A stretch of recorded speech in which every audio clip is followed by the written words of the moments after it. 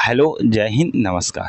आज की क्लास में हम लोग देखेंगे एनवायरनमेंट की जो अपनी सीरीज़ चल रही थी, उसी की सीरीज़ में आज का अपना टॉपिक है उत्तर प्रदेश। उत्तर प्रदेश में आप देखेंगे एनवायरनमेंट में कुछ प्रश्न पूछ लिए जाते हैं आपका, जैसे राजकीय पक्षी पूछ लिया गया या फिर और भी आपके प्रश्न पूछे गए हैं जो आपके उत्तर प्रदेश जीएस से संबंधित हैं। तो इसी टॉपिक को आज हम लोग डिटेल में डिस्कस करेंगे। ऐसे डिस्कस करेंगे कि आपके एग्ज़ाम में कोई भी प्रश्न आपका आए, कोई भी पॉइंट आए तो वो आपका गलत ना हो। हम लोग काफ़ी सारी चीज़ों को डिस्कस करेंगे। आपसे कहूँगा कि आप लोग लास्ट तक ज़रूर जुड़िएगा, क्योंकि लास्ट तक आप जुड़ेंगे तभी आप सभी चीज़ों को डिस्कस कर पाएंगे। तो आप देख रहे हैं जैसे कि आपका ये यूपी टेट के एग्ज़ाम में पूछा गया, इसलिए यूपी जीएस से भी आपके प्रश्न आपके आते हैं। चलिए स्टार्ट करते हैं आज की अपनी क्लास को, और पहले पॉइंट को हम लोग डिस्कस करेंगे। बस आपको लास्ट तक क्लास ज़रूर देखना है।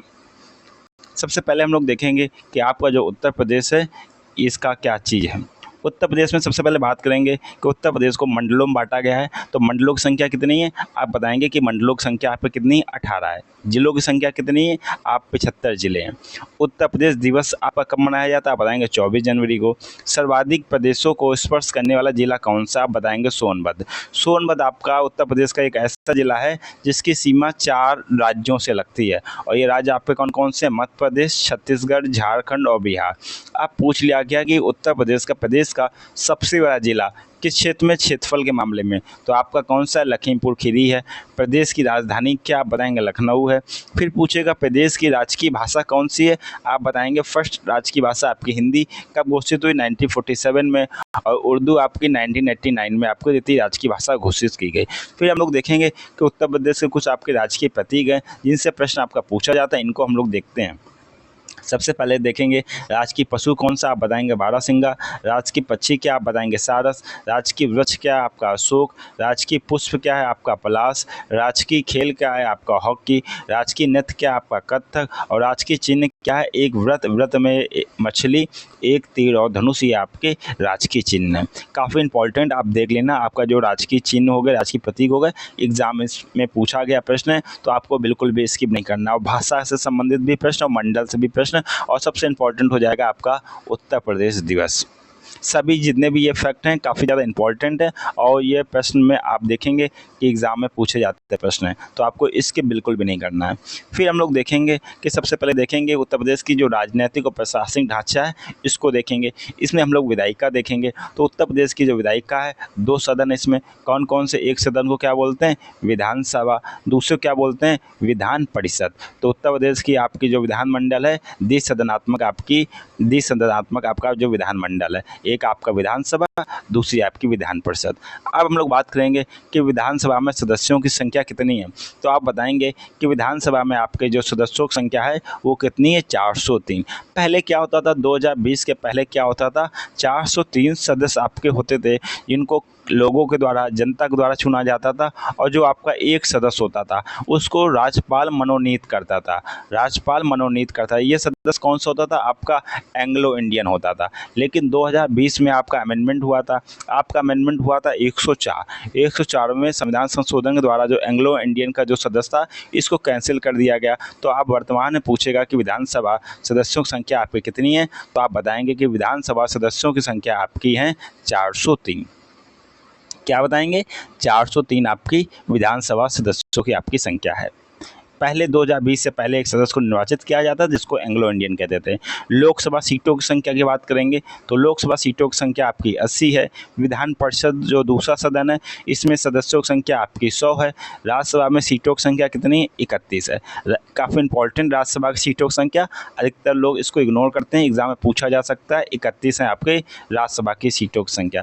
फिर हम लोग बात करेंगे कि आपके राज्य के प्रथम मुख्यमंत्री कौन है, आप बताएंगे पंडित गोविंद वल्लभ पंत आपके प्रथम मुख्यमंत्री। प्रथम महिला मुख्यमंत्री कौन है, आप बताएंगे सुचित्रा कृपलानी।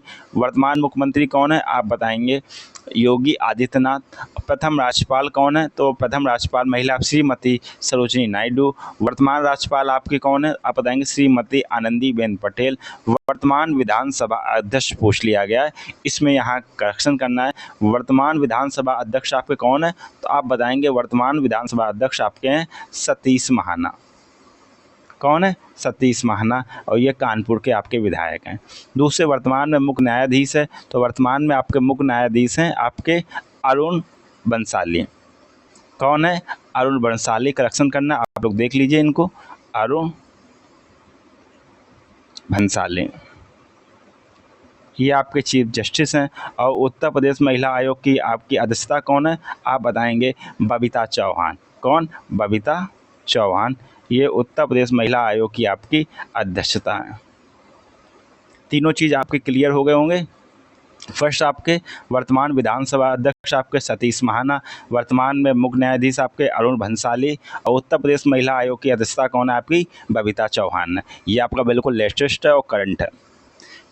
उसके बाद हम लोग बात करेंगे उत्तर प्रदेश की न्यायपालिका एवं राजधानियाँ। उच्च न्यायालय उत्तर प्रदेश की जो आपकी प्रयागराज में है, जिसको पहले इलाहाबाद कहते थे, इसकी एक खंडपीठ आपकी लखनऊ में भी आपकी स्टेब्लिश है। प्रदेश की न्यायिक राजधानी के नाम से क्या प्रसिद्ध? आपका प्रयागराज आपका प्रसिद्ध है। और प्रदेश की औद्योगिक राजधानी के रूप में आपका जो प्रसिद्ध है आपका कानपुर। नेक्स्ट पॉइंट हम लोग डिस्कस करेंगे, आपकी जो डेमोग्राफी से संबंधित जो पॉइंट है उनको हम लोग डिस्कस करेंगे। सर्वाधिक जनसंख्या वाला आपका ज़िला कौन सा? आप बताएंगे प्रयागराज। और सबसे कम जनसंख्या वाला ज़िला आपका कौन सा? आप बताएंगे महोबा। सर्वाधिक साक्षरता वाला ज़िला आपका कौन है? तो आप बताएंगे गौतम बुद्ध नगर। सबसे कम साक्षरता वाला ज़िला आपका कौन सा? आप बताएंगे श्रावस्ती। सर्वाधिक लिंगानुपात वाला ज़िला आपका कौन है? आप बताएंगे जौनपुर। और सबसे कम लिंगानुपात वाला ज़िला कौन सा? आप बताएंगे गौतम बुद्ध नगर।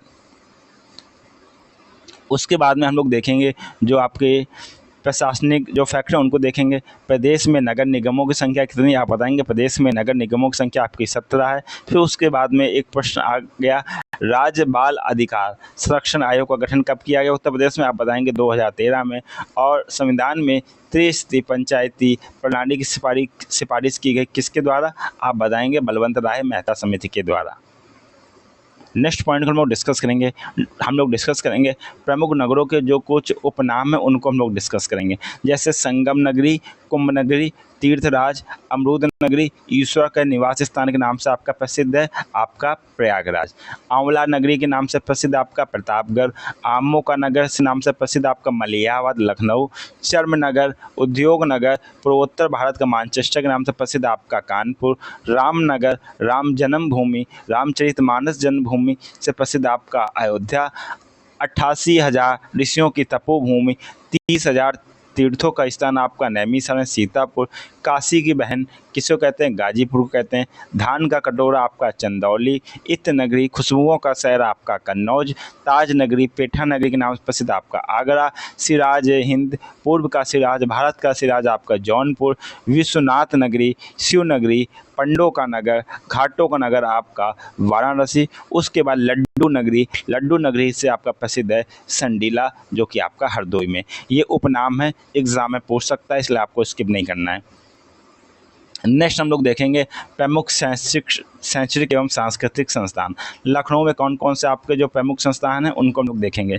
आपका राष्ट्रीय कथक संस्थान आपका लखनऊ में। उत्तर प्रदेश हिंदी संस्थान आपका लखनऊ में। संस्कृत उर्दू संस्थान, भाषा संस्थान, कला एवं शिल्प महाविद्यालय, उत्तर प्रदेश संगीत नाट्य अकादमी, ये सब आपके कहाँ स्टैब्लिश? आप बताएंगे लखनऊ में स्टैब्लिश हैं।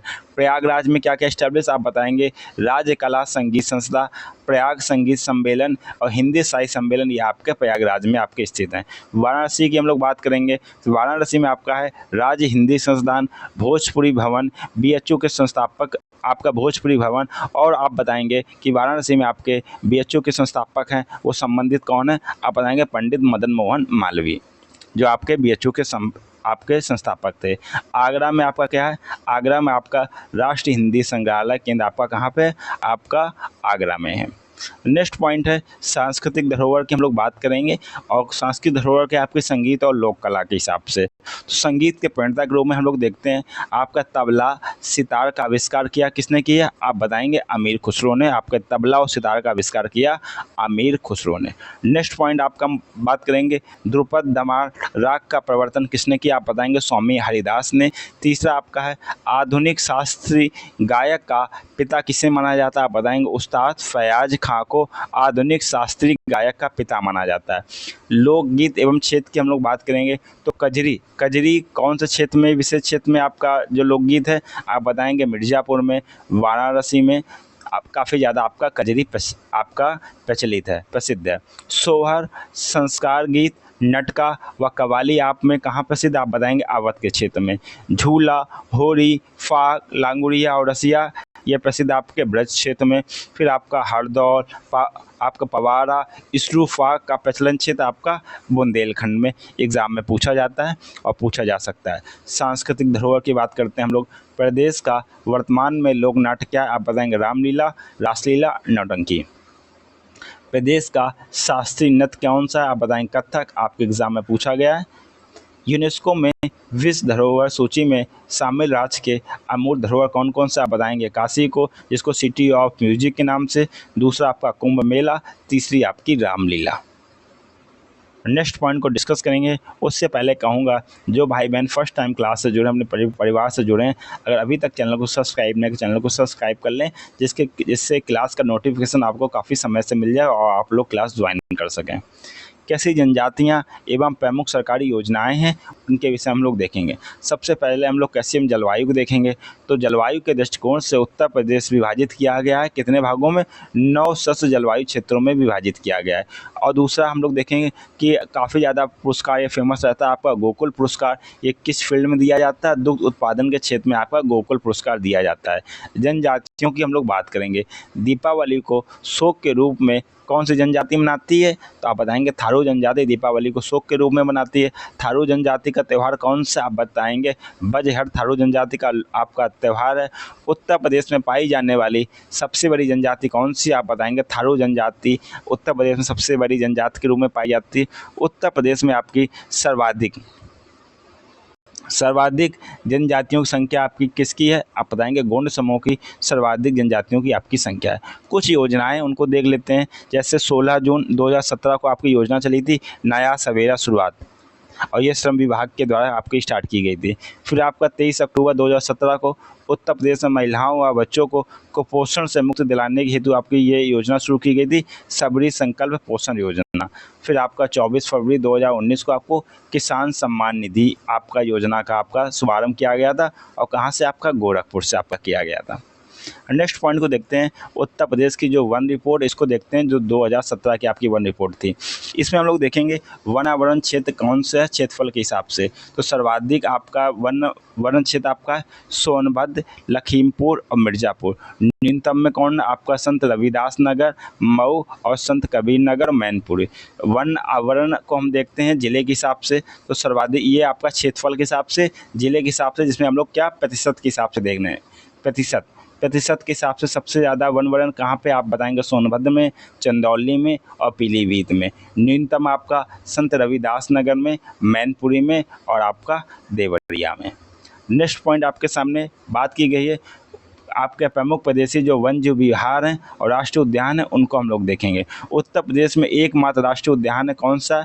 आपका दुधवा राष्ट्रीय उद्यान, जो आपका कहाँ पे? आपका लखीमपुर खीरी में। एग्जाम में पूछ सकता है कि उत्तर प्रदेश में नेशनल पार्क, आप बताएंगे दुधवा राष्ट्रीय उद्यान, और जो आपका लखीमपुर आपका खीरी में है। उसके बाद वन्य जीव विहार को हम लोग देखते हैं। चंद्रप्रभा वन्य जीव विहार आपका कहाँ पे? आपका चंदौली में। यहाँ पे पशु कौन कौन से पाए जाते हैं? कृष्णमृग, चीतल, नीलगाय, जंगली सुअर, साई और बारहसिंगा। आपको एग्जाम में पूछा गया है। दुधवा राष्ट्रीय उद्यान आपका लखीमपुर खीरी, इसमें बाघ, तेंदुआ, घड़ियाल, मगर, कछुआ, भालू आपकी प्रजातियाँ पाई जाती हैं।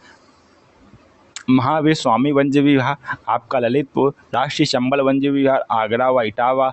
आपका सोवा गिबरवा वन्य विहार आपका महाराजगंज। कछुआ वन्य विहार आपका रामनगर वाराणसी, और आपका नवाबगंज वन्य विहार आपका उन्नाव। आपको याद क्या रखना है? आपको वन्य विहार याद रखना है और उनसे संबंधित जिला याद को रखना है। आपको जो पशु हैं इनसे संबंधित प्रश्न बहुत ही कम पूछे जाते हैं, आप इनको स्किप भी कर सकते हैं, लेकिन कौन सा वन्य विहार आपका किस जिले में, ये आपको बिल्कुल याद होना चाहिए। नेक्स्ट हम लोग देखेंगे आपके कुछ पक्षी विहार, इनको भी हम लोग देखेंगे। उत्तर प्रदेश का सबसे बड़ा पक्षी विहार कौन सा? आप बताएंगे लाख बहोसी पक्षी विहार। ये कहाँ पे? कन्नौज में सबसे बड़ा है आपका। इसकी इस्टेब्लिश कब हुआ था? 1988 में आपका इस्टेब्लिश हुआ था। उत्तर प्रदेश में बखीरा पक्षी विहार आपका स्थित आपका संत कबीर नगर में। नेक्स्ट देखेंगे पक्षी विहार, तो आपका नवाबगंज पक्षी विहार आपका कहाँ पे? उन्नाव में। समसपुर पक्षी विहार आपका रायबरेली में। लाख बहोसी पक्षी विहार आपका कन्नौज में। पटना पश्चिम विहार आपका एटा में, विजय सागर पश्चिम विहार आपका महोबा में, पार्वती अर्गा पश्चिम विहार आपका गोंडा में, समन पश्चिम विहार आपका मैनपुरी में, बखीरा पश्चिम विहार आपका संत कबीरनगर में, सांडी पश्चिम विहार आपका हरदोई में, सुराताल पश्चिम विहार आपका बलिया में, डॉक्टर भीमराव अंबेडकर पश्चिम विहार आपका प्रतापगढ़ में, और आपका ओखला पश्चिम विहार आप बताएंगे गौतम बुद्ध नगर में। एग्जाम में प्रश्न पूछा जा सकता है, आपको स्थान उनका मालूम होना चाहिए पश्चिम विहार का। नेक्स्ट बात करेंगे यूपी की जो नदियां हैं उनका उद्गम के आधार पर उनका कैसा वर्गीकरण, इनको हम लोग देखते हैं। हिमालय से कौन सी नदी निकलती है, तो आप बताएंगे हिमालय से गंगा, रामगंगा, शारदा, जिसको काली गंगा या गौरी गंगा के नाम से भी जानते हैं। आपका यमुना निकलती है, घाघरा, घाघरा को सरयू के नाम से जानते हैं अयोध्या में। उसके बाद गंडक और राप्ती, ये नदियाँ कहाँ से निकलती है, आपकी हिमालय से आपकी निकलती हैं। मैदानी या दलदली झीलों से कौन सी नदियाँ निकलती है, आप बताएंगे गोमती, वरुणा, सई, ईशान और पांडु, ये नदी आपके मैदानी या दलदली झीलों से निकलती हैं। प्रायद्वीपीय भागों से कौन सी जो आपकी नदियाँ निकलती है, आप बताएंगे चंबल, बेतवा, केन, सोन, रिहंद नदी। ये रिहंद नदी पे आपका एक बांध बना है, गोविंद वल्लभ पंत सागर परियोजना, ये कहाँ पे है, सोनभद्र में। ये आपके प्रायद्वीपीय भागों से आपकी ये जो नदियाँ हैं ये आपकी निकलती हैं। उसके बाद हम लोग देखेंगे गंगा और यमुना के विषय में हम लोग देखेंगे। तो गंगा नदी के विषय में हम लोग देखेंगे उत्तर प्रदेश की सबसे लंबी नदी है, 900 किलोमीटर इसका प्रभाव क्षेत्र उत्तर प्रदेश में। गंगा नदी प्रदेश में प्रवेश कहाँ से करती है, आप बताएंगे बिजनौर जिले से, और कहाँ से निकलती है, बलिया से निकलती है। सबसे लंबा जो स्पर्श जिला है उत्तर प्रदेश में, तो बदायूं का 130 किलोमीटर गंगा नदी बदायूं से होकर गुजरती है। आपका गंगा सबसे ज़्यादा प्रदूषित होती है, आप बताएंगे कन्नौज से वाराणसी तक में। गंगा में सर्वाधिक बीओडी मिलता है आपका कानपुर से प्रयागराज के बीच में सबसे ज़्यादा गंदगी जो गंगा में मिलाई जाती है।